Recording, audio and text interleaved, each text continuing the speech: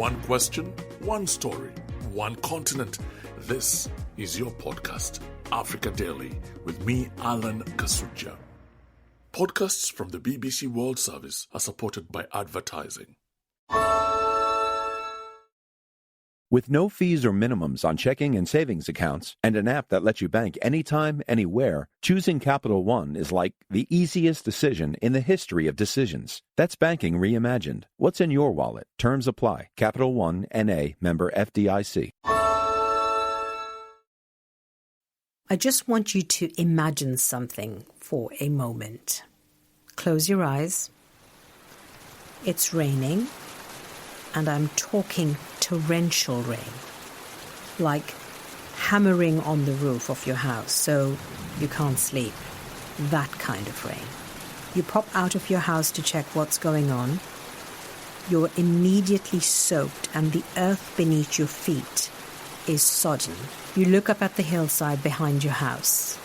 You can hardly believe your eyes. Tons and tons of wet earth, rocks and trees are tumbling towards you. Enough to demolish your house, destroy your crops, and bury you alive. A landslide. If you do survive, you're left with nothing. You've lost family, friends, and everything you own. Sounds like a nightmare, right? Or a horror film. Well, for the people of Bushika County in Uganda, this actually happened, and it was all too real.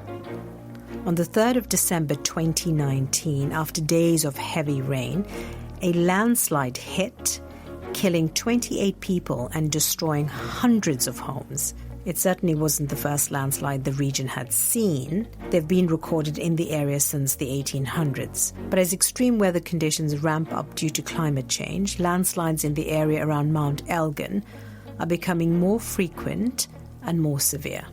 In fact, between 2008 and 2018, there were more than 400. And now, survivors say more could have been done to stop this one from killing people and to look after those who lived. So, they're taking the government to court.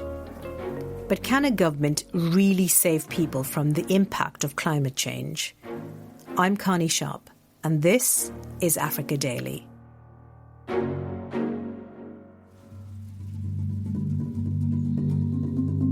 The landslide started from up the hill and crashed down. There's no even way you can even stand, nowhere. It is really deep. That's Walimbwa Vincent. He lives in Naposhi, a village which was almost decimated by the landslide. After a while, people from neighboring parishes came in with hoes, spears, tried to help by removing the dead bodies from the ground. Some who were buried were saved, but many died. I lost my two sisters and my uncle. It is painful, it is very sad. It pains me if I remember what happened on that day, on 3rd December. In fact, my hand has never recovered. I want to assure you that many of people who died, who lost their loved ones, as I talk, they don't know where they stay. Some of them are just there. They don't know where to go. They are just staying in their relatives. They have nothing to do. They lost all their properties. They have no food to eat. Why? Because the government has not come in to help them. Some of them are now suffering with diseases because they cannot even be treated. 48 of the landslide survivors are suing the Ugandan government in a court hearing due to start next month. Now, many of those taking legal action lost loved ones and their homes, while others were severely injured. And they say the government had a responsibility to stop that from happening. Legal experts would say the government has a constitutional duty to uphold a right to life, property, and a clean and healthy environment. But what can a government really do to stop a natural disaster, especially one caused by climate change? I spoke to Dr. Arthur Baino Mugisha to find out. He's the executive director for the non-governmental organization Advocates Coalition for Development and Environment. So he's well placed to give us a bit of context on all of this. It will be a landmark case. We've never had this kind of case in the political history of our country. And so from an environmental point of view, I think it's very important for us to see how far they can go, because sometimes it is important to test the Constitution. But can a government really be held responsible for climate change and natural disasters, though? You know, there are so many victims of climate change in Uganda and actually across Africa and indeed across the world. In this case, the population is saying government has not responded effectively to protect their livelihoods. So what could the government have done to prevent all of this from happening? There are several measures the government should do. First of all, is to relocate the population from this mountainous and very vulnerable area to relocate them to safer places.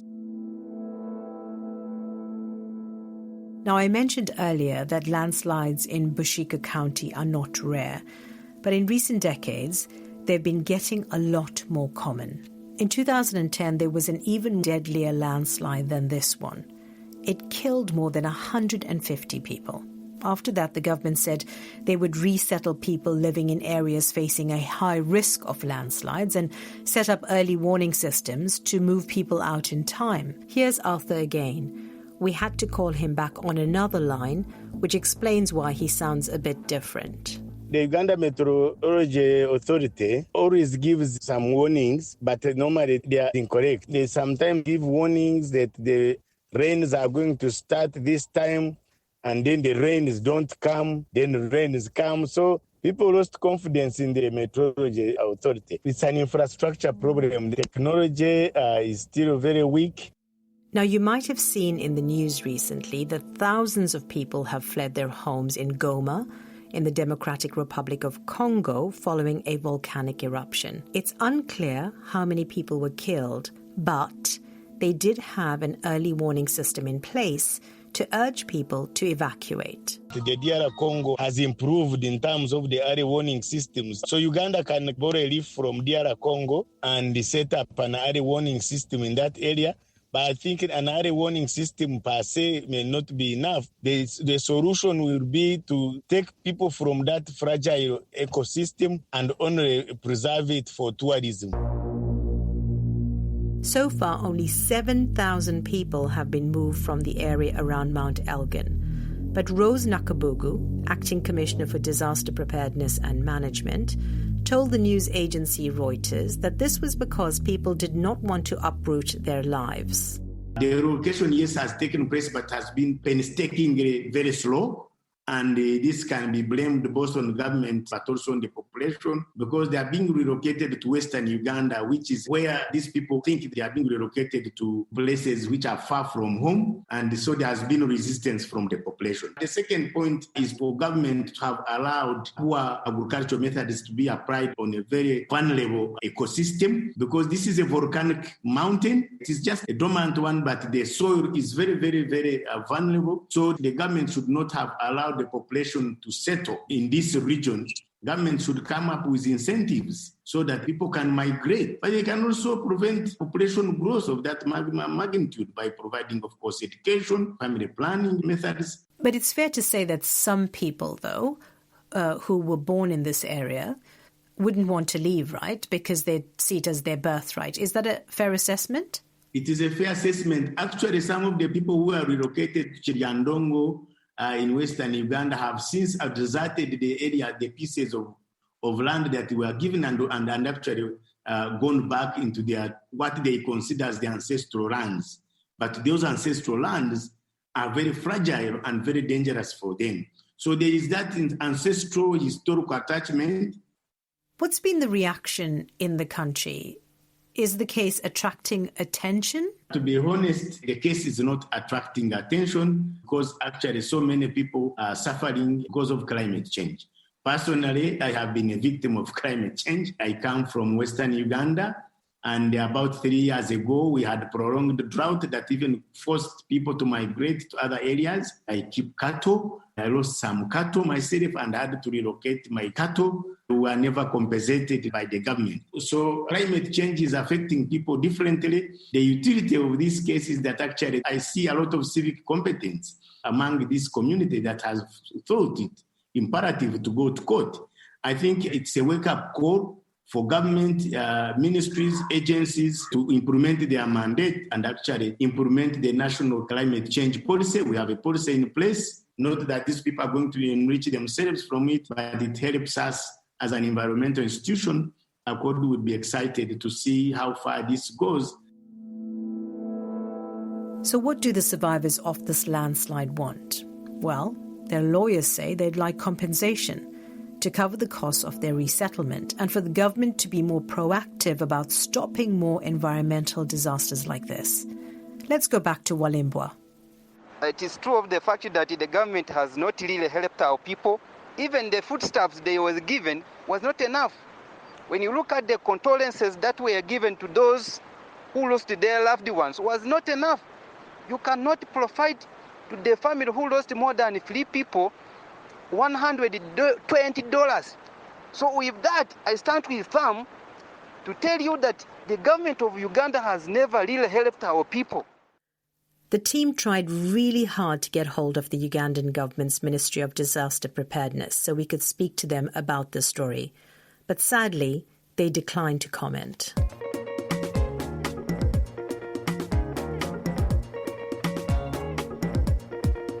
Africa Daily is a BBC World Service production. My producers for today's episode were Rosie Blunt, Marco Silva, and Rosanna Lefalce. Our editor is Kevin Silverton. Thanks to Darren Allen Cheyune for his help from Uganda. I'm Connie Sharp, and this is almost my last episode. I've got one more tomorrow before the legend with the very deep voice and 2 J's returns to his throne.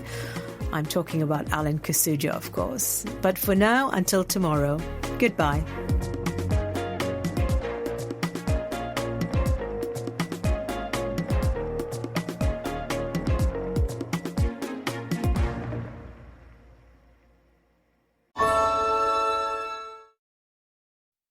Brought to you by the Capital One Venture Card. With Venture, you earn unlimited double miles on every purchase, every day. And you can use those miles toward travel expenses like flights, hotels, rental cars, and more. Just book and pay for your travel using your Venture Card and redeem your miles toward the cost. Capital One. What's in your wallet? Credit approval required. Capital One Bank, USA, N.A.,